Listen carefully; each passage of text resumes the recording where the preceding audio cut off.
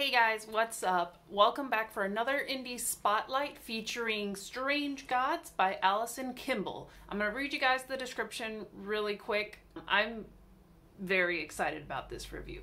Spoiler alert, it was good. It was so good. So let me read you guys the description. Spooky arrives at a wilderness boot camp for troubled teens with 2 suitcases and an ultimatum. Either she keeps her head down over the summer or she won't be allowed home at the end of it. All she wants to do is survive the pyros, bullies, and power-tripping counselors, get through senior year, and start her life somewhere new. She'll do just about anything to protect that future.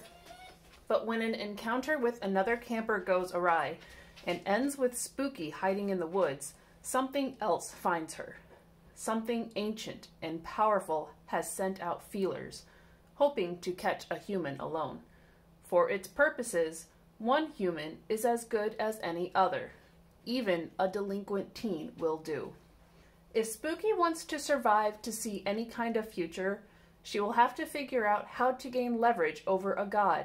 And as if one wasn't bad enough, a pantheon of dark entities are lining up between her and the life she's always wanted. For fantasy fans comes one girl's journey through dark worlds of magic, gods, and monsters. So real quick, as usual, I forgot to read the book description before I started reading the book. So in the first couple of chapters, we are set up in the delinquent camp with Spooky, our main character, and I knew it was a fantasy because we had selected this book for our January indie pick, and I think the category was more or less fantasy.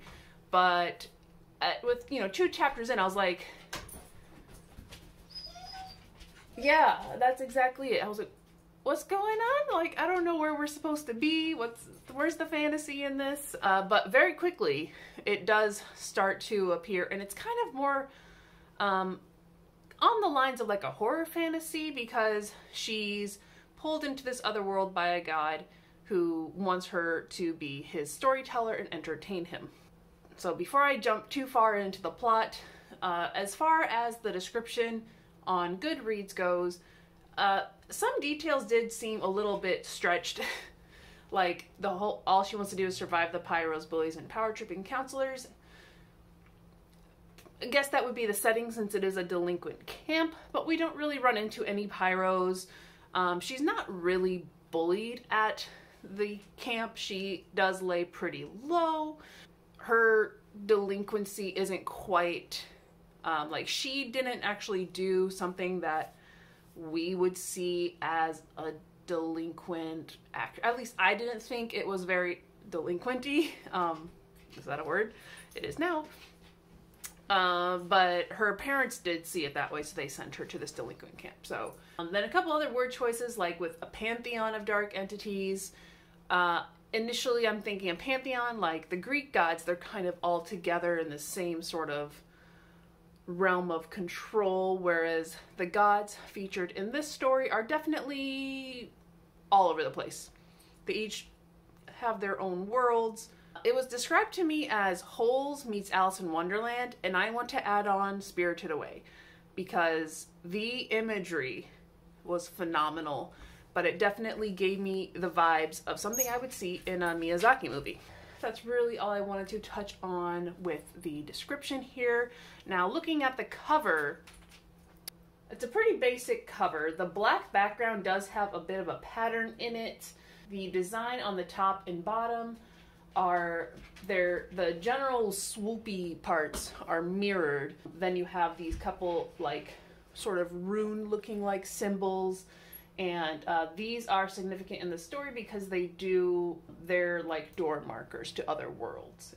So I do like those elements in there because they're pretty subtle, but once you read the book and you know what they are, you're like, oh, I know where that one goes. I have no right to judge on the quality, but I'm going to. Looking at the enlarged cover on Goodreads, I can see the lines on this are very sharp, almost clip arty. Which, is there a better way to do it? Probably not.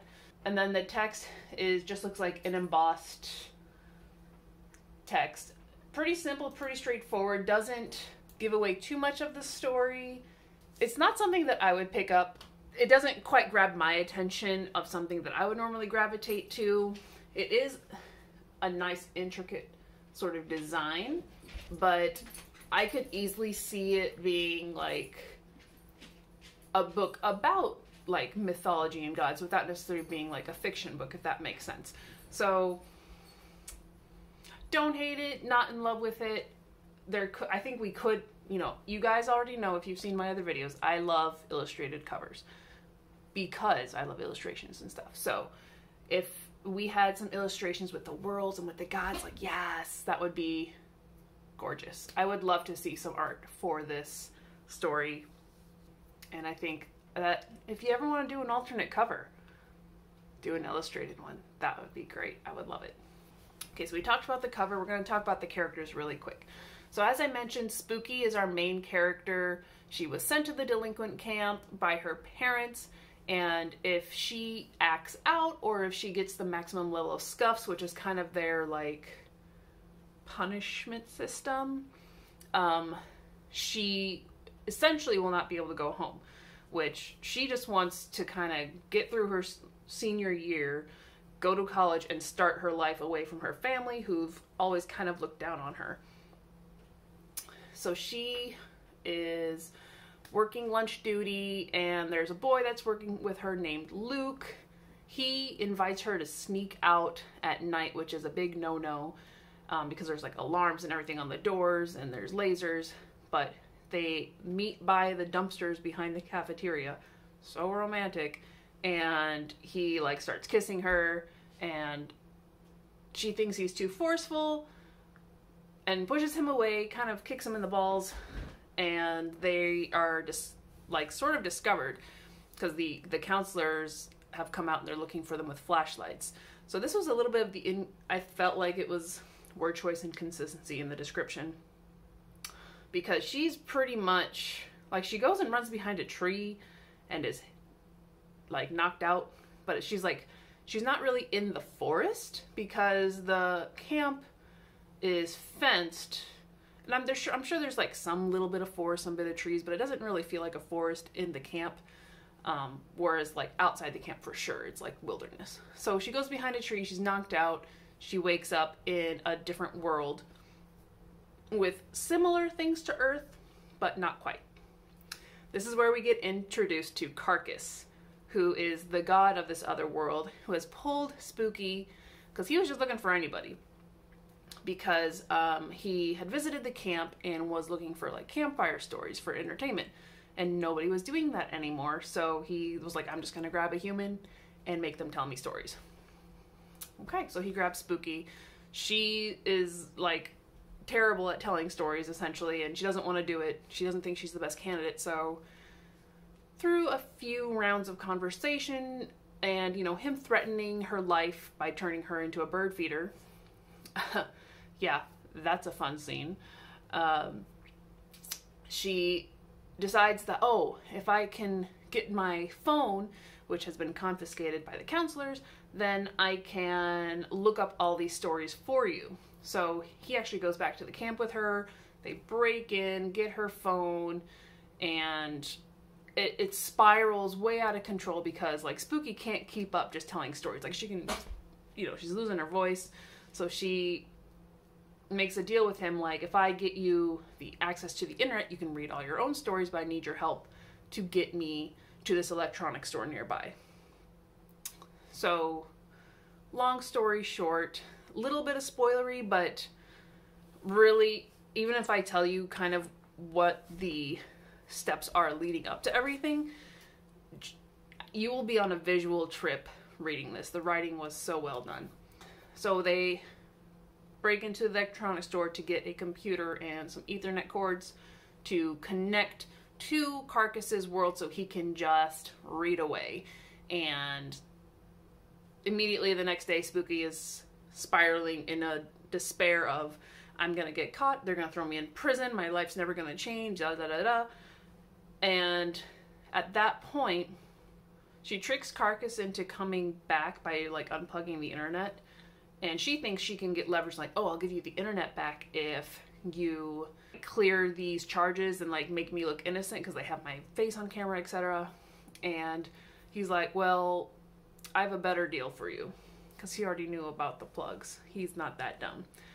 But he knows that the world is being threatened because the God who created Earth and like our universe is seemingly absent, and other gods are starting to move in and plant themselves, and if there's no response from Earth's God, they're going to attack and to try to destroy the world.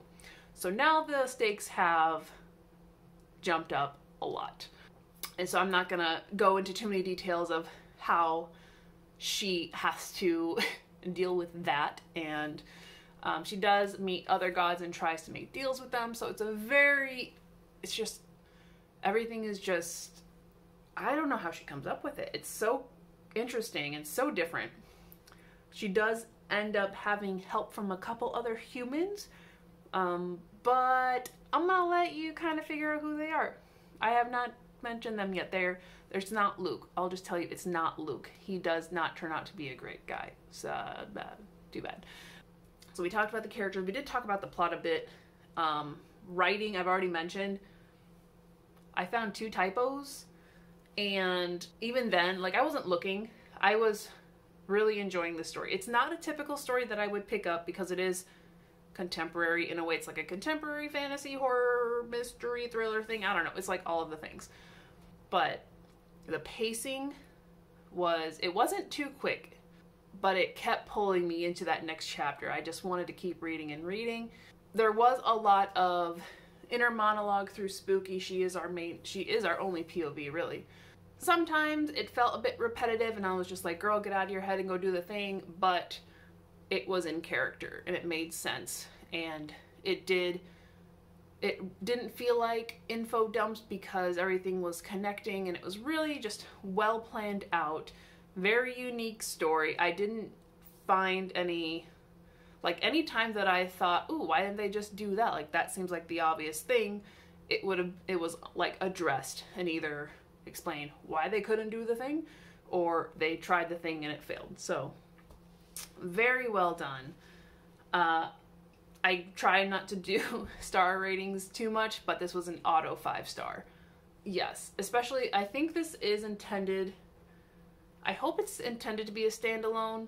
The epilogue did kind of set up possibilities maybe of doing a sequel, but I could also, like, it's like 50-50. It could be leading into a sequel, or it could just be the characters kind of cleaning up the aftermath without saying too much. But as a standalone, I really enjoyed this book. The last point I usually touch on is world building, but Lord, this had like so many worlds. I think we visited 3 outside of Earth, and each one is very different. Their gods are very different. The mannerisms and the creatures there, like, again, I wish, like, somebody should pick this up and make it into a graphic novel or something, because this is visually so rich. The text was written very well. There was no lack of description there. And something that I actually took away from this book was seeing how those little bits of description really made the whole image more vibrant. I think in my current writing, I'm still underwriting a little bit, maybe in the descriptions, but that could also be just like the way that the character's written. It's kind of hard to say, but I appreciated and was inspired so much from Alison Kimble's writing with Strange Gods, that I'm able to look at my writing moving forward and seeing like, okay, like, we can tie a little bit of this in and it's not going to feel like it's dragging it down. It's actually going to boost it up, which is something I needed to see and experience instead of, just being told, I need more description. It's like, well, of what? So whether or not I can actually capture that, which I don't want to like duplicate her because it's not the same setting or style as my books, but seeing a very, very, I keep using the word rich and vibrant. I want to use a different word. I need to learn synonyms and synonyms. It was a very illustrious, is that a good word? The descriptions, they were phenomenal. Let's just go with that. They were phenomenal. So, loved Strange Gods. Definitely recommend this. It's basically indie, but she might be with like a small publishing company in Immortal Works. I'm not exactly sure on the business of that anyway, but go check out Strange Gods by Alison Kimble. You will not regret it, especially if you're a fan of Hole's Alice in Wonderland or Miyazaki movies and you kind of like contemporary fantasy, horror, thriller, mystery, all the things. So good. And I did start my next indie spotlight, which I'll let you guys know is going to be the sequel to the Bewilderness. It's the Bewilderness 2 because it is a serial novella series. Already really enjoying it. Ben Reeves is also a fantastic writer, and he is also in that surreal world setting, which I guess is gonna be like my second favorite genre right now. But really enjoying that. That review will be coming out next month. If you have any questions, leave them in the comments below. If you also have a indie book that you have written or that you would like me to read and review, you can let me know in the comments, or you can email me or message me on Instagram. That's also where I'll most likely be. So thank you guys so much for watching. Stay tuned for the next indie spotlight. Keep reading and check out this book.